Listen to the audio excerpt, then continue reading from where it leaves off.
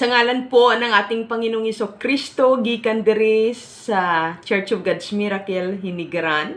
Ako po inyong lingkod, Pastor Emeline Eliseo Gioliege, na minsan pa ay maging instrumento ng Diyos upang magpahayag ng kanyang salita na sa buwang ito, walang iba po ang ating topic or theme for this September. The month of September is talking about the pass it on. Wala po sa 2 Timothy chapter 2 verse 2, ang sabi po sa wikang Banyaga, "And the things you have heard me say in the presence of my witnesses, trust to reliable men who will also be qualified to teach others." Purihin ng Diyos sa pagkabasa ng kanyang salita, Ama. Maraming salamat muli sa mga salitang ipahayag mo sa amin through the Lord Jesus Christ and the guidance of the Holy Spirit. Let the mind of Christ will be to each and everyone, and thank you for your good words to continue to inspire us and teach us and to bless us. Glory to you sa matagumpay na gawain ito at pagpapahayag ng iyong salita. In Jesus' name we pray. Amen and amen. Pass it on.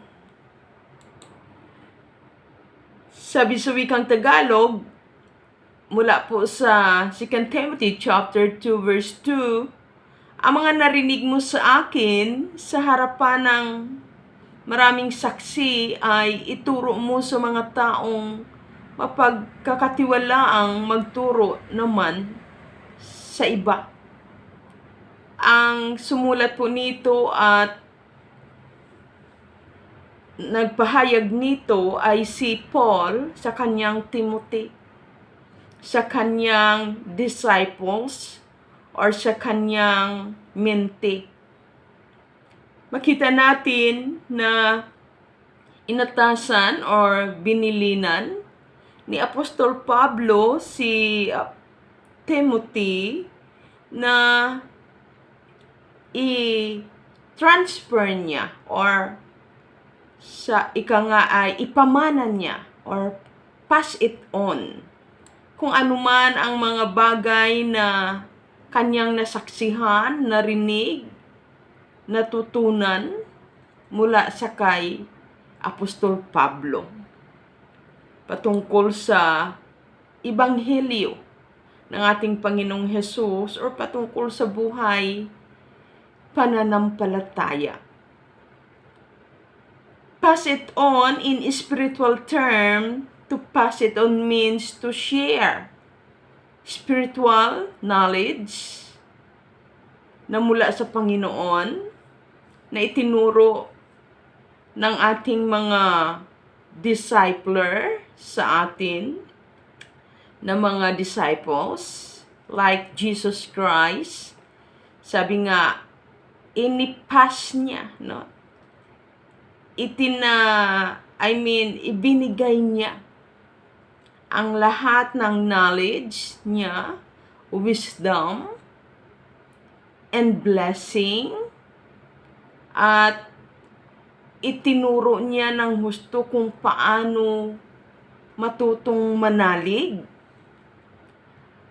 at makamtan ng ano pang, sabi nga, with others for their benefit, no?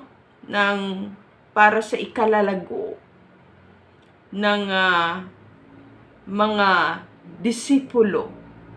So makita natin that Jesus Christ ay hindi siya nang hinawa or hindi siya nag-hesitate upang ipass, no? Or ipasa, yun ang exact na Tagalog. Ipasa ang lahat ng karunungan niya, kaalaman niya, at mga pagpapala.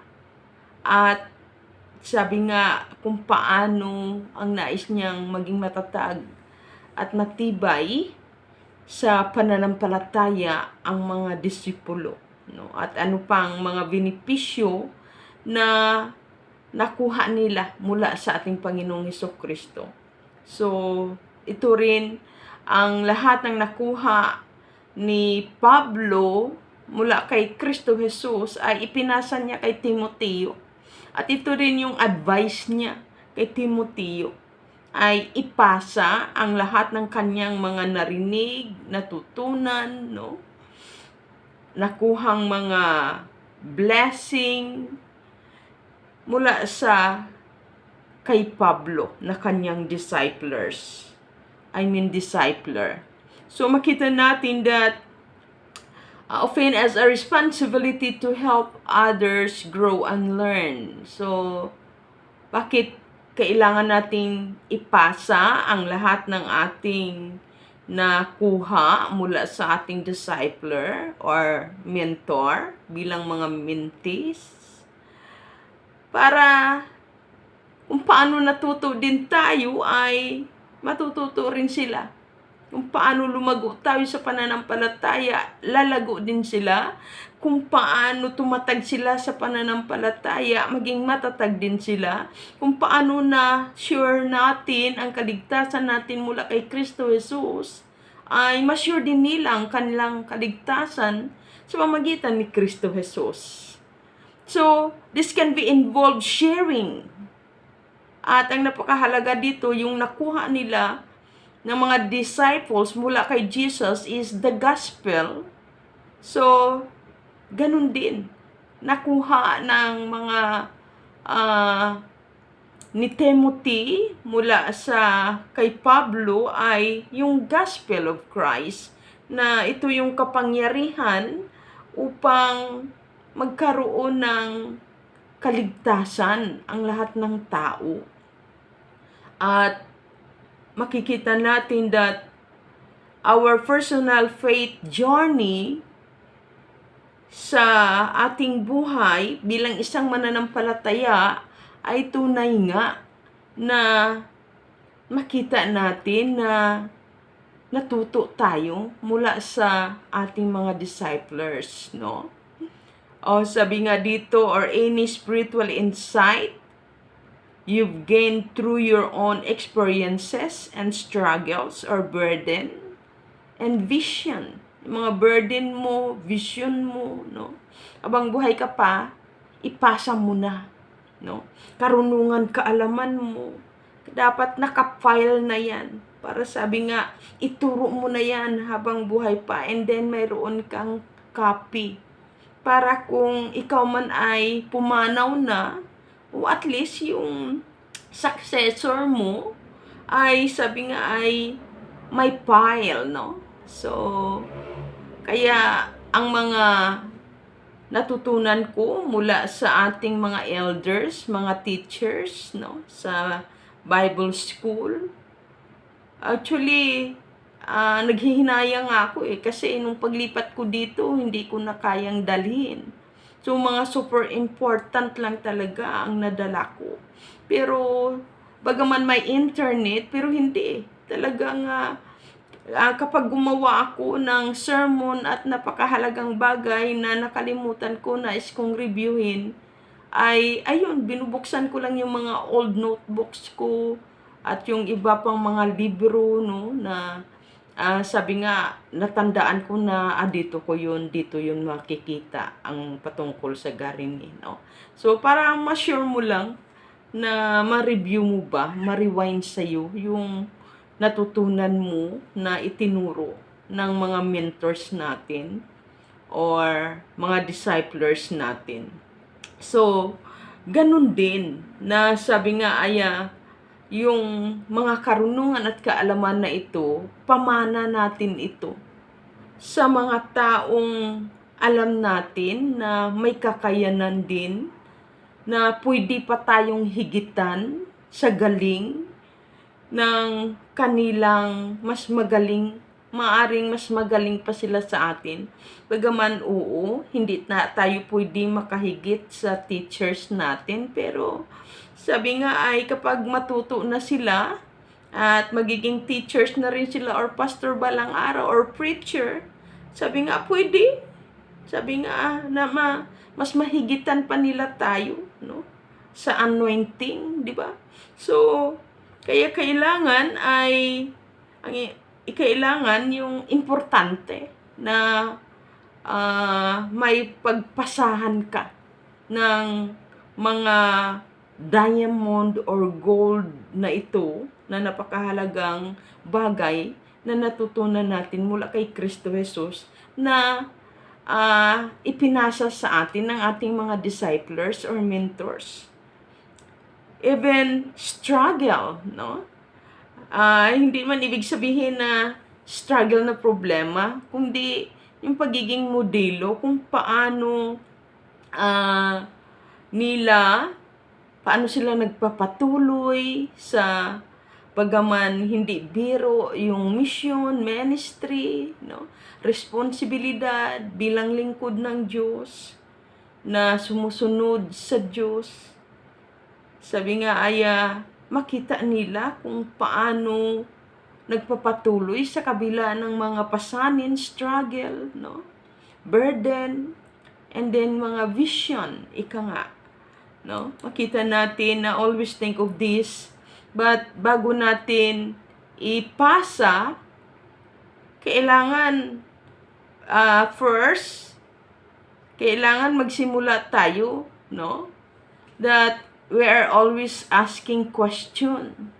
Na sabi nga sino ka ba, no? Kumbaga sa harapan ng Panginoon, alamin muna natin bago tayo magpasa ng mga bagay na dapat nating ipasa sa mga taong mapagkakatiwalaan ng mga bagay na banal na mula sa ating Panginoon. Kasi baka ang ipapasa mo yung hindi kaaya-ayang mga espiritu o yung katauhan mo. So first, we need to be sure na alam natin kung sino tayo sa harapan ng Diyos. Kaya always first start always asking question na who am I in Christ, no? Who am I in Christ? Kasi ang pagiging disciples and mentors, you are creating another you, no? So, ngayon, kung ipasa mo yan sa kanila, ang hindi kaaya-aya ng pagiging sino ka, no? Abay, mananagot tayo sa Panginoon. Kaya, first, ikaw na disciples or mentor, you need to sure na ano ba yung pagkatawag at pagkapili mo, sino ka sa harapan ng ating Panginoon. Para sabi nga hindi ka naman niya mag-create ng kung pangit ka sa harapan ng Diyos, ang iyong katauhan, hindi ka mag-create ng another you na pangit yung katauhan sa harapan ng Diyos. Of course, ang ipasa natin niya ay yung larawan ni Kristo Jesus na kinuha din natin sa ating Panginoong Jesucristo. Kaya, you need to be sure na ikaw mismo na disciples and our mentor ay alam mo kung sino ka sa harapan ng Diyos. Kaya always asking, who am I in Christ? Sino ba ako sa harapan ng ating Panginoon? Because your identity statement ay napakahalaga ito, no? Sa mga taong followers or mini-mentee mo, no? Sabi nga, the word prophetic, yung prophetic word and inheritance scripture reveal the person, no? God see when He looks at you. Kaya kailangan ay alam mo kung gaano ka kakilala ng Diyos at ikaw nga ay sino ka sa harapan ng ating Panginoon. Kaya you need to be sure na alam mo na kilala ka ng Diyos at alam mo kung ano yung pagkatawag mo sa Diyos, ano yung purpose mo sa Panginoon. Sabi nga, ikaw ba'y pastor? Example lang yan, teacher, apostol, evangelist, prophets, no? So, ano ba ang pagiging ikaw sa harapan ng Panginoon bilang magiging discipler ng magiging disciples mo or pagiging mentor ng mga mentees mo. Kaya dito natin makita na kapag alam mo na kung sino ka sa harapan ng Diyos, don't be hesitate. Pass it on. No? Kung ano yung karapat-dapat na ipamana mo sa kanila. So, anong ibig sabihin? You need to passing the baton. Number 1 of faith. No? Natin sa ating Panginoon. So, to the next generation. Involved intentionally sharing and modeling. And living out one's faith. Ito yung napakahalaga. Dapat, sabi nga, ikaw na disciples ay tunay nga na karapat-dapat na nakitaan ka o karapat-dapat na matularan ka bilang isang modelo ng lingkod ng Diyos na matibay at matatag sa pananampalataya. So, napakahalaga po yun. A living out one's faith through personal action.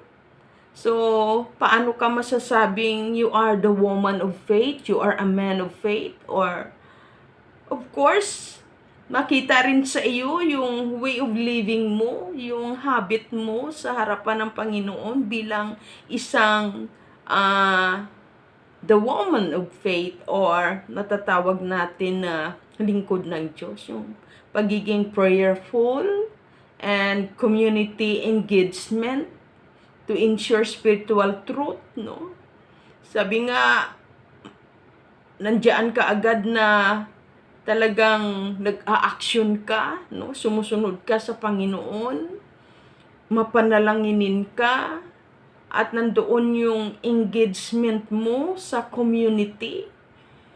Sabi nga, kaya ang pagiging disciples or mentor, hindi ka lang pagmamay-ari ng pamilya mo or ng asawa mo, isang tao, pagmamay-ari ka ng publiko. Basta tayo'y lingkod ng Diyos, talagang ihanda na natin ang ating sarili na pagmamay-ari tayo ng tao, ng publiko. No? Lagi tayong dapat naka-engage sa ating community upang dalhin sila sa Panginoon. So, yan yung mga passing the baton of faith. Yan ang napakahalagang ituro mo, pagiging mapanalanginin. Sabi nga, masipag na lingkod ng Diyos, matibay at matatag sa pananampalataya.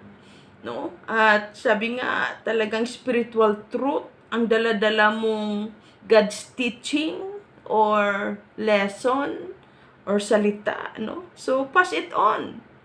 In short, gumawa ka ng disciples mo. Mag-disciples ka and mag-mentoring ka, no? So, kahit nag-iisa lang yun, ang masakit kasi ngayon sa panahong ito, maraming mga tao na gusto lang sumamba, maglingkod, pero kung magpa-disciples, magpa-mentor, wala na. Kaya ito ang napakahirap, no, sa mga leaders, sa mga namumuno sa iglesia. Kasi napakahirap kapag wala kang i-disciples. Kasi mahirap yung may mga taong ayaw tumanggap ng responsibilidad. Kaya ito yung payo talaga ni Pablo. Maghanap ka ng mga taong mapagkatiwalaan. Minsan, ito talaga yung real talk, no? Talagang mahihirapan ka na makahanap talaga ng mapagkakatiwalaan kasi sila mismo ay parang takot or sabi nga ay andiyan na alam nila, no? Pero, noon naman nung ipinasa din ng mga disciples mga disciplers natin, ang tungkulin, no, ng pagiging lingkod ng Diyos, curse leader, no? Sabi nga ay intercessors, offering prayer, MC, mga mga ganong bagay na pinagkakatiwala sa'yo, ay kung tutuusin parang takot ka nga eh. Talagang, alam ko, mga panahon na yun, talagang hindi na si Pastora Vicky ay biglaan na lang eh. Kasi kapag sinabi na ikaw yung MC ha sa susunod na linggo o ikaw ang opening prayer, abay, biglang hindi a-attend sa susunod na linggo. Kasi sa sobrang takot ba, no? Kaya talagang totoo na dapat pass it on mo rin sa iyong alam mong may kakayahan, ang tinatawag na laging handa siya. Kapag lingkod ng Diyos, laging handa. Yan dapat yung i-mold natin. Na bagaman alam niya wala siyang kakayahan, pero yung makita natin na talagang dapat yung heart, no? Makita natin na nakahanda siyang sumunod sa ating Panginoon. So, sa mga panahon ngayon, kay hirap hanapin kung sino talaga yung dapat na pagkakatiwalaan. Kay palad talaga ng mga leaders kapag maraming mga members na nais magpa-disciples. Kaya grabe talaga yung ligaw-ligaw ngayon. Lahat gagawin mo para lang may sumunod sa iyo, no?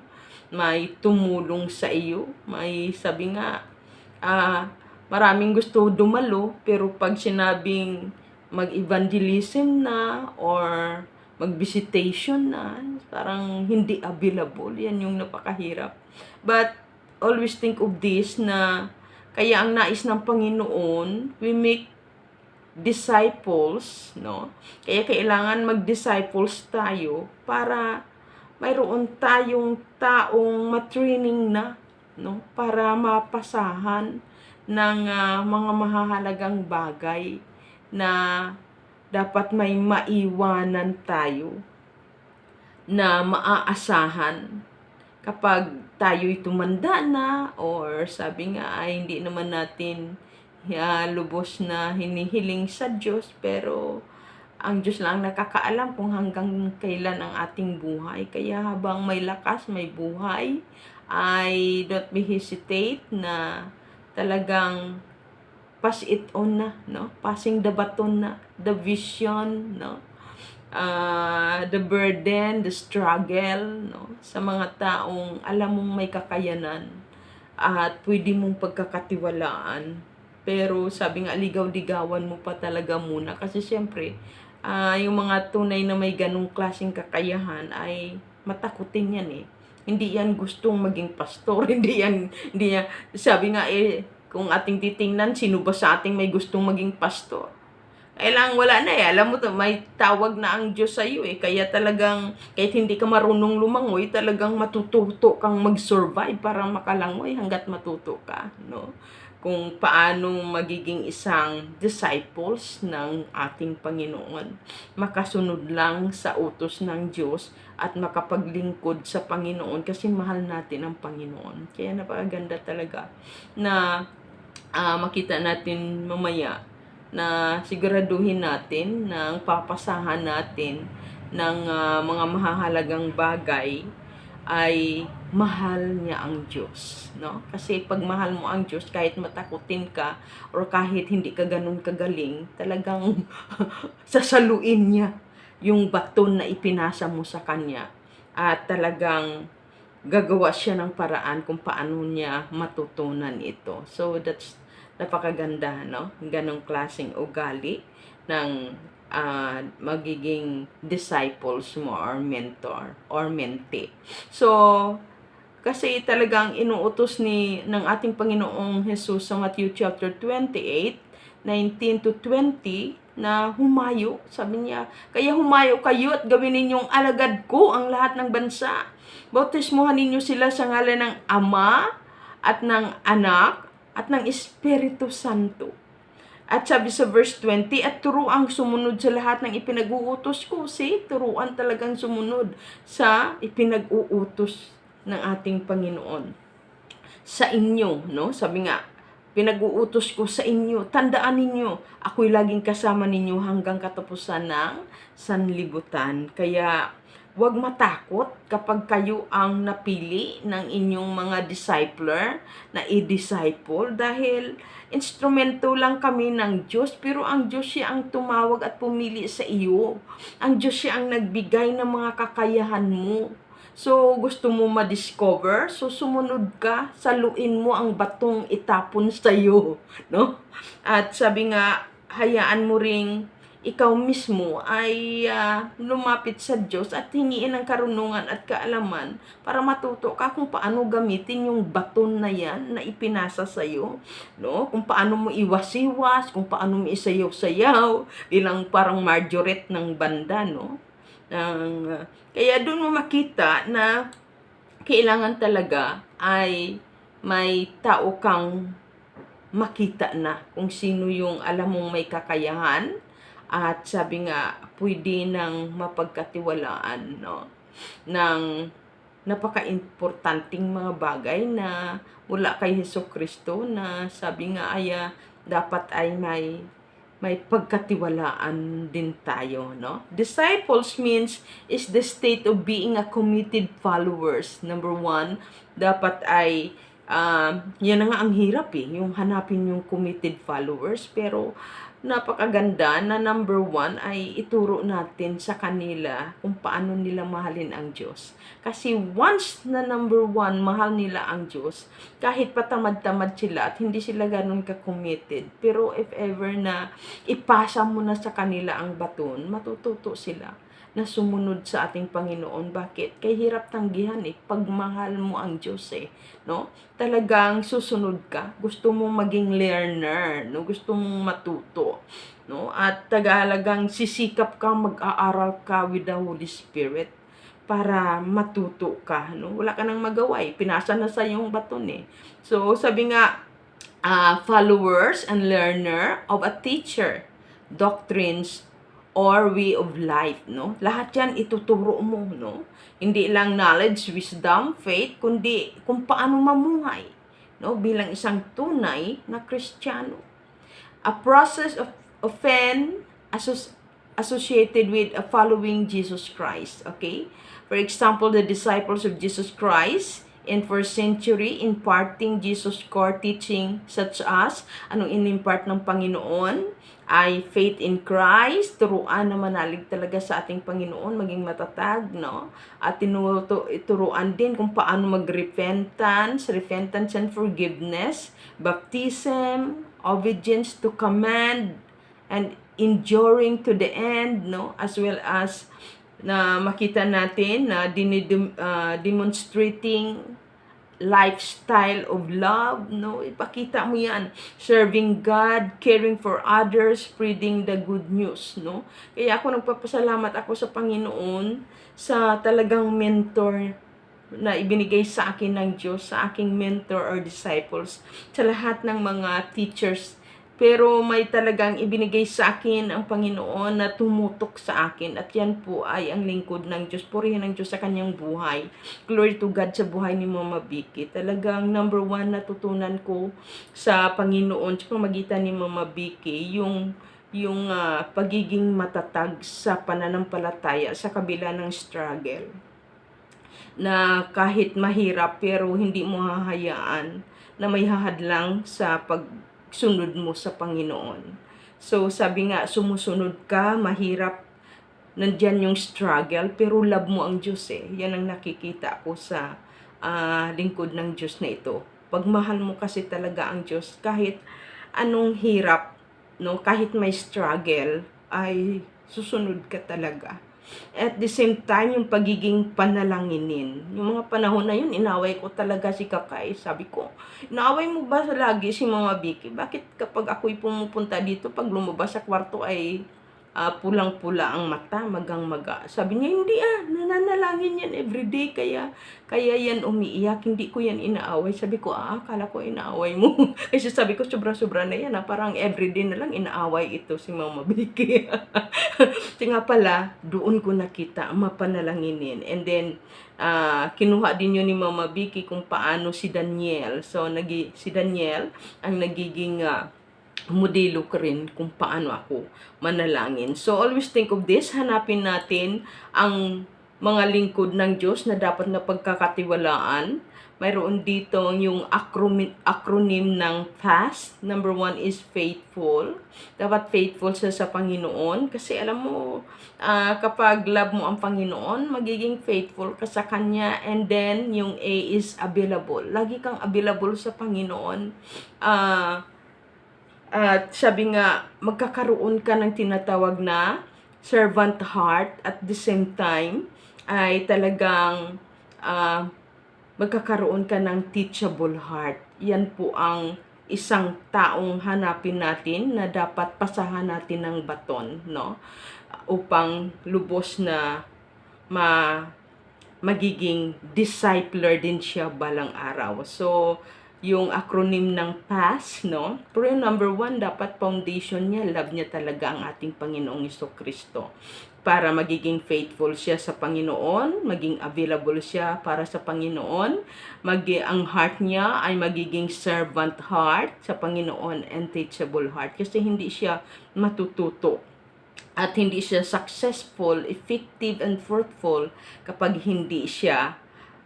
wala siyang ganitong katangian. Kaya hanapin mo at ipanalangin mo may ganitong klaseng tao na followers na tinuturuan mo, no? Upang hindi mahirap na ipasa sa kanya ang responsibilidad na para sa kingdom of God.